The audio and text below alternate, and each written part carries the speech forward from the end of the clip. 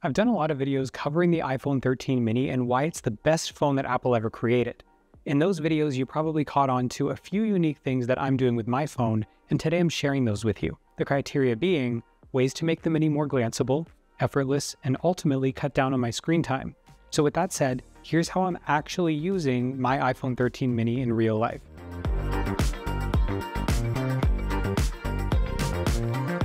So this is an iPhone, regardless of the size or form factor you get. They're all relatively going to do the same thing, but there's something about using a phone with a screen size this small that makes you use it more on the go, because it's easier, and with that you want to do a lot more items that are easy and at a glance. And that all starts with widgets, which are great for viewing info without actually opening the app, but then they also sort of double as this giant button to open the app if you do want that. Starting from the top here, we've got my calendar widget, and this is going to show you everything that I've got going on at a glance, kind of runs my entire day. From there, we've got what's called sub widget, and this allows me to see real time of my total subscriber count, updating constantly so I always know what's going on. Now, if I open this stack, you're going to see I do not have smart rotation or widget suggestions turned on. I don't like any of them. I don't find that they're actually very good.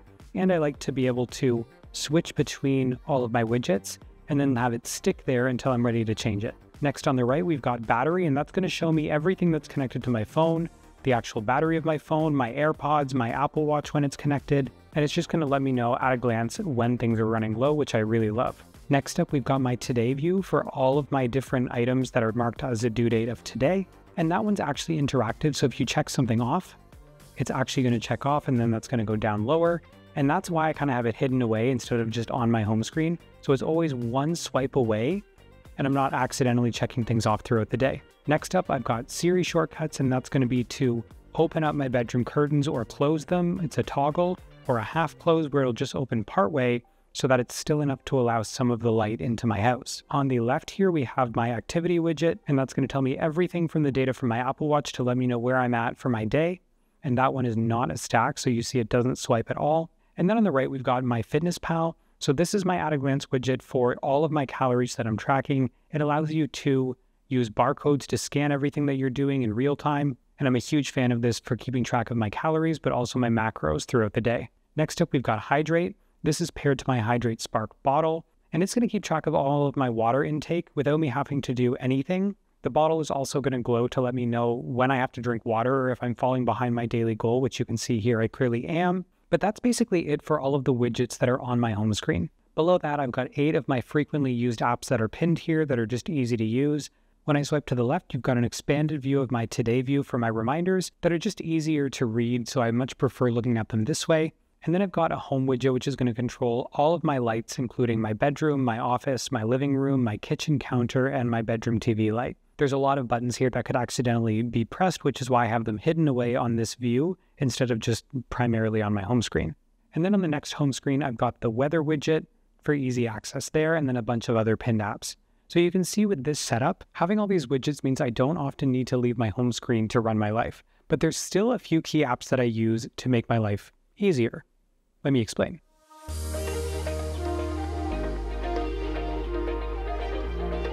So from left to right, I've got the Apple Mail app, which I use primarily, but I do switch between this and the Spark Mail app because I find that it refreshes email in real time, whereas the Mail app is a little bit behind. I also use Notes for just about everything. Then I have a quick Photos, Camera, and Home, which are all just easily pinned here. Next, I've got Reader, which is a really amazing app, and I highly recommend this. It pulls in all of my feeds from my top article sources that I read every single day. And then they're just super easy to scroll through. If I click on one, it's going to mark it as read. I can read through the whole thing. But then if I want to go see the actual website in the browser, I just swipe over and it's going to load here so I can see the whole thing and I can see the comments and, obviously the ads and everything like that as well. I can just continue to swipe through these and it'll just go right to the next article without me even needing to switch between the sites. It'll mark all of these as read automatically. I can set them as favorites if I want to go back and make a video about a certain topic. It's all just super intuitive, and this saves me a ton of time in Safari because I'm not jumping between sites. I'm able to just simply scroll from one and then right through to the next one. So I highly recommend this app. It has been a game changer for my phone usage. Next up, we've got Fitbod, and this is a workout app that I love and I've talked about a lot on the channel. You basically set up all of your equipment that you have available to you. and then it's going to make a workout for you based on everything that you have available. As you're going through the workout, you're going to be able to set your reps, your pounds, how many sets you're actually doing, instructions for it, and then you're going to rate at the end of that workout how easy or how hard it was. And it's going to take all of that, and based on AI, it's going to up these workouts slowly, takes all of the thought process out of it, and then once they're recovered, they're thrown back into the mix of the workouts on any given day. It's a paid app, but after my trial, it was a no-brainer to pay for because it took all the guesswork out of working out for me. I use it every single day, and I highly recommend it.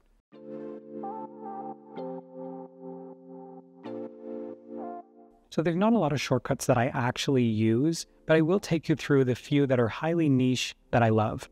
These are all heavily dependent on music, but they're really easy for just one tap doing exactly what I want them to do. So the first one's called Coffee Shop here, and when I click on it, it's going to open a menu, and I can choose where I want to play the music. And if I choose Kitchen, it's going to set the playback to Kitchen. And then later on here, it's going to set the volume to 17%, and then it's going to play that playlist on shuffle for me. It's super easy, it's super intuitive. I have it for a couple of different playlists here. But the nice thing about this menu is that it's actually combining the speakers for AirPlay. So if I hit main floor, it's going to play all of the different speakers on the main floor without me having to tap through AirPlay constantly. And I just find it very intuitive to just click from this menu instead of having to use the actual AirPlay menu and tap through a bunch of different speakers.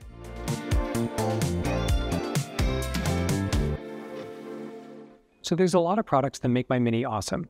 I view the Mini as sort of this tiny remote to control my life, and here's what I'm controlling every single day with it.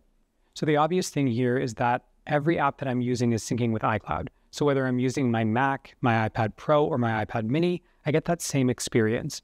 My reminders sync across widgets on all of my home screens without needing to do anything. My home widgets are all available with just a tap or a click. When I'm writing a script, I can transfer to another device easily and continue writing, which is great for my iPad Pro. Even my Reader app will keep track of what I read automatically.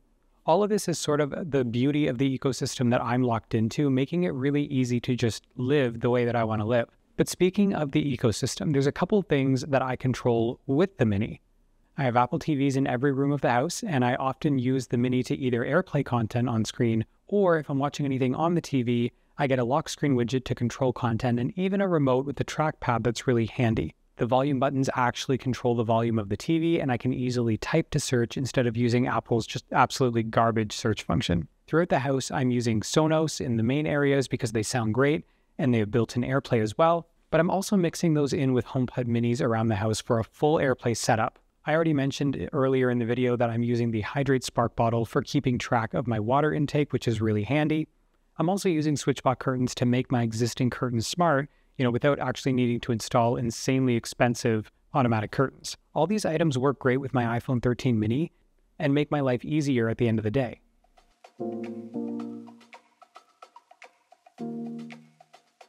Now I keep my tech super simple, and most of the time I don't use anything because I like the minimal feel of this phone, but unlike the Pro Max, I feel like I can get away with a case and still keep it slim.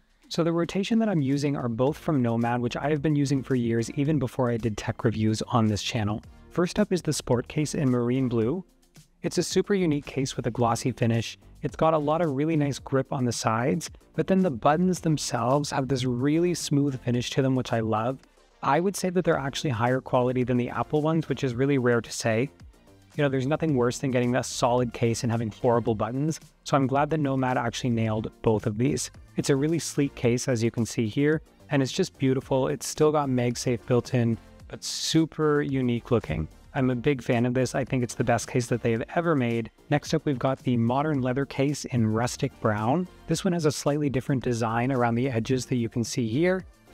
Instead of having the beveled edges, this one's actually a little bit more flat, still very similar buttons to them, and overall a beautiful looking case. They're all really low profile. You can see it's got ridges on the side for the button, which is great, but then overall just provides a very sleek look, even though you're using a case. And overall, you really cannot go wrong with this thing. It's absolutely beautiful. Both of them are super high quality. All of them have MagSafe integration, which is a must. Can't go wrong.